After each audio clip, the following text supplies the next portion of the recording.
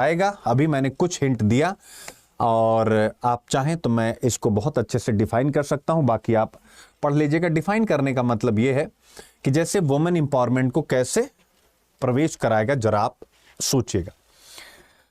इसके लिए एक छोटा सा डायग्राम मैं बनाता हूं, जरा ध्यान से समझिएगा। वुमेन इंपावरमेंट को कैसे ये आगे बढ़ाएगा और बाकी का कहानी आपको पढ़ना है, उसमें और कुछ भी नहीं। जरा आप देखिए, अगर हम वुमेन की स्थिति देखें इस व्यवस्था में, यानी जो महिलाएं हैं, महिलाओं की समस्या, ठीक है ना, प्रॉब्लम ऑफ वुमेन, ठीक है, क्या है? तो इसको हम एक शब्द देते हैं, जेंडर इनइक्वालिटी, यानी लैंगिक विषमता। अब आपके दिमाग में आएगा कि ये लैंगिक विषमता कहां, वेयर? तो मेरे प्यारे बच्चों, हम लिखते हैं सिस्टम, यानी पूरी व्यवस्था में। पूरी व्यवस्था में अगर आप ये चार्ट समझ गए तो आप ध्यान रखिएगा कि आपको पूरा का पूरा वुमेन रिजर्वेशन बिल, आप दुनिया में कहीं भी डिबेट करना चाहते हैं, कोई निबंध लिखना चाहते, किसी के साथ कुछ भी डिस्कस करना चाहते हैं, तो इसके अलावा तो सिस्टम, व्यवस्था, यानी सबसे पहले बच्चे, बर्थ, यानी जन्म के स्तर पर, जब वो जन्म लेती हैं, जरा जन्म के समय, in the time of birth, यानी जन्म के समय। फिर इसके बाद मेरे प्यारे बच्चों, after the birth, after the birth, यानी जन्म के पश्चात मेरे प्यारे बच्चों।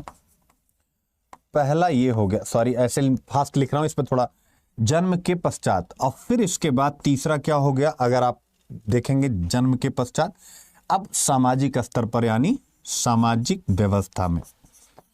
सोच लीजिए आप कितनी महिलाएं सामाजिक व्यवस्था में, और आपको सोशल जो हमारा सिस्टम है उसमें याद रखेगा। फिर इसके बाद सामाजिक व्यवस्था को अगर आप, अच्छा चलो पहले आगे बढ़ा देता हूं। फिर इसके बाद राजनीतिक व्यवस्था में, यानी पॉलिटिकल सिस्टम में, आप ध्यान रखिएगा। फिर इसके बाद प्रशासनिक व्यवस्था में, यानी एडमिनिस्ट्रेशन में, ठीक है। फिर इसके बाद आता है यानी साइंस एंड टेक, यानी विज्ञान एवं प्रौद्योगिकी में पार्टिसिपेशन, यानी भागीदारी में। बहुत अभी देखिएगा कितना रिलेट सब भागीदारी में। इसके बाद आता है मेरे प्यारे बच्चों, ठीक है, फिर इसके बाद आता है अंतर्राष्ट्रीय भूमिका, अंतर्राष्ट्रीय व्यवस्था। शायद इतने से ही पूरा सिस्टम हमारा चलता है, यानी इंटरनेशनल, ठीक है ना, अंतर्राष्ट्रीय व्यवस्था। तो एक व्यवस्था, एक सिस्टम में इतने एलिमेंट होते हैं। अब इन एलिमेंट में अगर आप देखोगे तो क्या क्या आपको देखने को मिलेगा। जन्म के समय महिलाओं के सामने सबसे बड़ी समस्या क्या होती है, और ये जो महिला आरक्षण बिल आया है, जरा ध्यान से समझिएगा एक बार, ये जो वुमेन रिजर्वेशन बिल आए कैसे मदद करेगा बच्चों। फिर देखिए आपकी लाइफ एकदम मस्त हो जाने वाली है, ठीक है ना। महिला आरक्षण विधेयक जरा ध्यान से देखिए। अब ठीक है, अब यहां से आप जरा देखिए, जन्म के समय महिलाओं को सबसे बड़ी समस्या, सबसे पहली समस्या क्या है, जरा विचार कीजिए। बच्चे, क्या है, भ्रूण हत्या है कि नहीं है, यानी भ्रूण हत्या का खतरा सबसे बड़ा। पीसीपीएनडीटी एक्ट होने के बाद भी भ्रूण हत्या का खतरा आज, यानी 21st सेंचुरी की जो महिलाएं होंगी उनको जन्म के समय ही हत्या का सबसे बड़ा खतरा, ठीक है। तो पहला, अब मैं एक एक पॉइंट से वुमेन रिजर्वेशन बिल को भी, अब आप सोचिए कि ये जो महिला आरक्षण बिल है, जब ये कानून बन जाएगा, महिलाओं का पार्टिसिपेशन बढ़ जाएगा, तो स्वाभाविक है महिलाओं से संबंधित मुद्दों पर गहरे स्तर पर कनेक्ट होंगी। उसके पीछे रीजन है। कोई कह सकता है कि नहीं ऐसा नहीं हो सकता, अभी भी तो कुछ महिलाएं वो ये मुद्दे क्यों नहीं उठा रही। देखिए, वो स्पेशल व्यवस्था से आ रही हैं, स्वाभाविक है फिर उनको ये प्रश्न उठाने पड़ेंगे, अन्यथा उनसे प्रश्न पूछे जाएंगे जनता के द्वारा। तो ऐसे में भ्रूण हत्या, अब ये जो महिलाएं जा रही हैं वो इस पर कंसर्न लेंगी, तो इसको पॉजिटिवली, यानी इसको हम बदल सकते हैं, इसमें बहुत ज्यादा रिफॉर्म ला सकते हैं। दूसरा क्या होता है, आफ्टर द बर्थ, यानी जैसे बच्चा पैदा हो गया उसकी पहली नीड क्या है? उसे न्यूट्रिशन चाहिए। क्या चाहिए बच्चों? उसे पोषण चाहिए। जरा समझिएगा, क्या चाहिए? न्यूट्रिशन यानी दूध। अब आप सोचिए, आप जहां पर भी हैं घर आसपास अपने विचार कीजिए कि महिला और पुरुष में दूध अगर घर में थोड़ा है तो मेल चाइल्ड को मिलता है कि फीमेल चाइल्ड को पीने को मिलता है? जरा विचार कर लीजिएगा, ठीक है। अगर नहीं है, गरीबी है, तब तो कोई इशू नहीं, किसी को नहीं मिल रहा। लेकिन अगर है थोड़ा सा भी अवेलेबल, तो फिर मेल चाइल्ड के लिए न्यूट्रिशन बेहतर दिया है जाता है कि नहीं दिया जाता? ठीक है।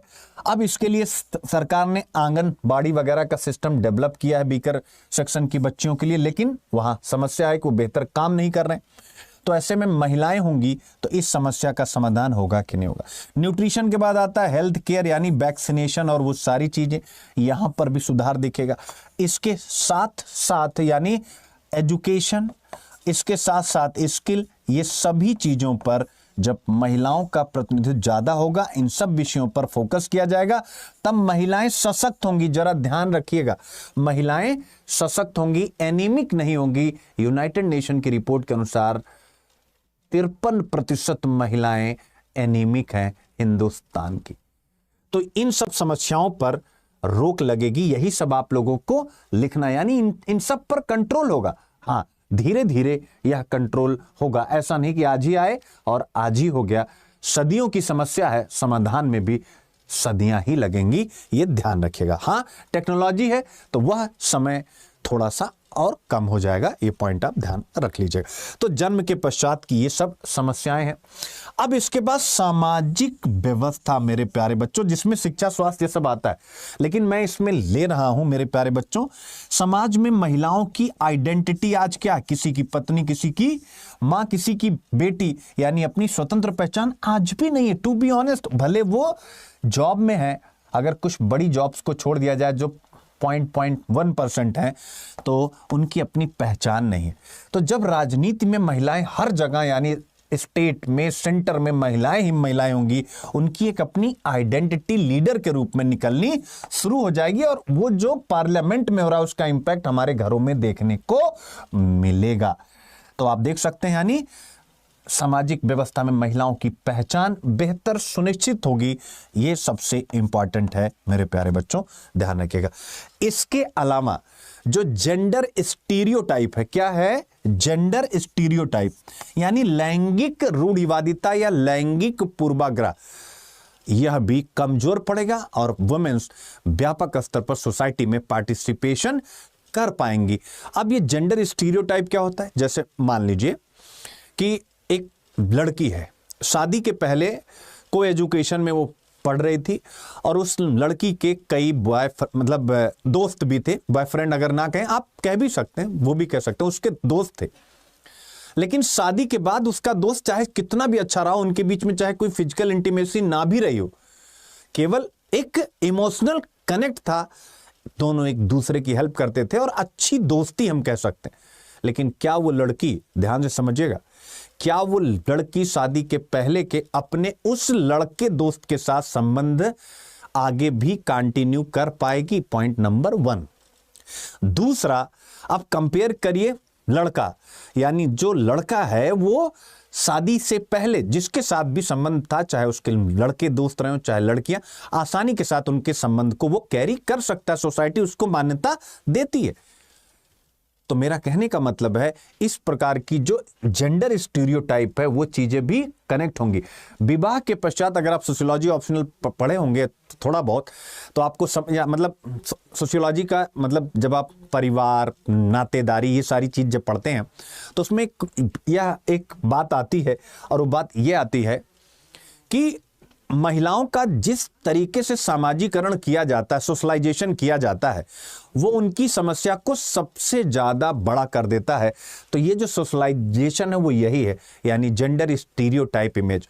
लड़की शादी के पश्चात यह निर्धारित नहीं कर सकती है कि उसका संबंध उसकी फैमिली में, उसके परिवार में, उसकी फैमिली में, उसके परिवार में किसके साथ रहेगा,